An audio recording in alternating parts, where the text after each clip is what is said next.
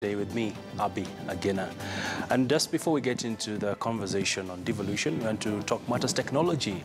And Apple Inc. has disclosed that all Mac computers and iOS devices like iPhones and iPads are affected by chip security flaws unearthed this week. But the company stressed there are no known exploits impacting users. According to a report in Bloomberg, the Cupertino, California-based company said recent software updates for iPads, iPhones, iPod touches, Mac desktops and laptops, and the Apple TV set-top box mitigate one of the vulnerabilities known as meltdown. The Apple Watch, which runs a derivative of iPhone's operating system, is not affected, according to the company. And despite concerns that fixes may slow down devices, Apple said its steps to address the meltdown issue haven't dented performance. The company will release an update to its Safari web browser in coming days to defend against another form of the security flaw known as Spectre. Well, we want to cross over to our city center studios where we have Teddy Njoroge, who is the country manager for ESET, just to talk about cybersecurity issues. Many thanks, Teddy. And picking up from what you're seeing with Apple, 2017 had its fair share of challenges and risks that cybersecurity issues cropped up. Perhaps what are some of the key issues you should look at in 2018? Vice President Willimi, if you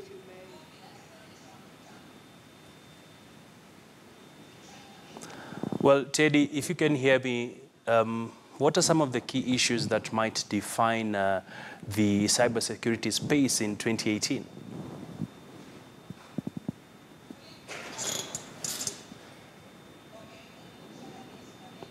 Well, we'll be able to get back to Eddie, who is in City Center Studios, and of course get more updates from him on this all-important subject on cybersecurity.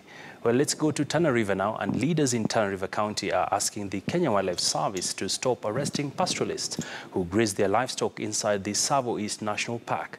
The leaders, led by Area Governor Dado Godana, Senator Juma Wario and Garsen MP Ali Wario, called on the Wildlife Agency to release all young men arrested and also release hundreds of cattle being held. The calls come barely a week after 8 herders reportedly went missing 2 weeks ago when they went herding cattle inside the park. Godana said that he will not relent in fighting for justice for his people and constitute a conflict resolution team that will comprise members from the county government, county commissioner, Kone, residents, KWS, and a representative from the Garsen constituency office.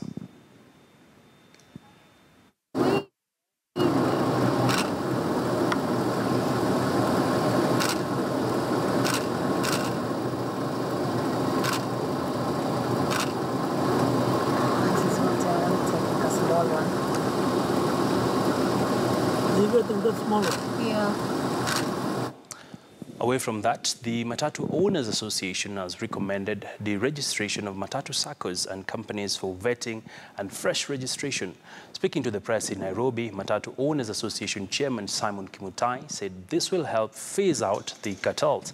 The Matatu Owners Association partially supported the night travel ban of public service vehicles, saying it will give drivers ample time to rest, reducing accidents related to fatigue for long-distance operators.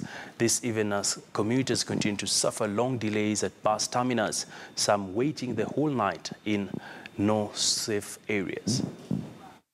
Center for PSV, passenger service vehicle drivers, should be established by the ministry. We recommend training by the National Youth Service that we have approached and are willing. Number 7, all briefcase SACCOs and companies should be registered. To vet them, each SACCO should be required to file annual audited accounts. This will phase out the cartels. To add to this, SACCO leaders should be owners of PSV vehicles and not otherwise. Each SACCO should file quarterly returns to National Transport and Safety Authority. The number of vehicles required for a PSV SACCO or company to be licensed should be increased so that small SACCOs will merge with big ones to avoid a lot of competition, which breeds cartels. Well, indeed, the matters to do with transport have been a big issue for discussion. Well, we want to take you back to our city center studios. We've re-established our connection with Teddy Njoroge, the country manager for ESET. And good afternoon, Teddy. And if you can hear me, cybersecurity continues to be a key issue for corporates. What will be defining how corporates will tackle cybersecurity in 2018? Oh, great. Thanks for hosting me.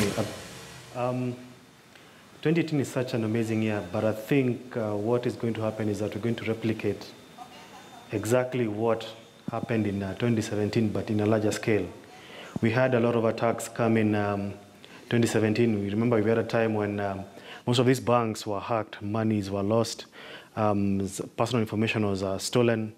I mean, this is going to happen again in 2018 in a bigger scale, and that's what we feel we need to enlighten organizations to prepare, set budgets, and also train people on understanding what cybersecurity is all about.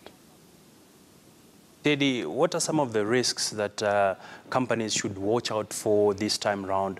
We did see malware was a big issue in 2017, and also matters to do with impersonation when it comes to the banking sector. What are some of the risks that we are likely to see this year? There'll be increased ransomware. That's both on targeting organizations. They'll also be targeted on mobile phones. You know, Kenyans mostly transact almost everything via their mobile phones. So there'll be a lot of such activities. Of course, we also have Internet of Things. You know, everyone is embracing technology. And most of these hackers or cyber criminals will be trying to get more information, or better yet, money from Kenyans and organizations at large. Right. And talking about ransomware, it has been a challenging phenomena, if I may say so. What way forward on this, as you also give us an outlook really for the entire year? To be honest, organizations invest on cybersecurity solutions. That is supposed to cut across. But one of the main and paramount things to do is train your employees. You know, these are the people who are using the same systems that you use to run day-to-day processes. And if they don't have an understanding of what cybersecurity is all about, it's better than not having your perimeter fence. So one of the main things that we need to push in 2018 is for organizations to train their employees, both the ICT survey people and the normal employees using the normal, from the various divisions in the various organizations. Well, I just want to also expand the conversation. And of course, there's been a lot of cases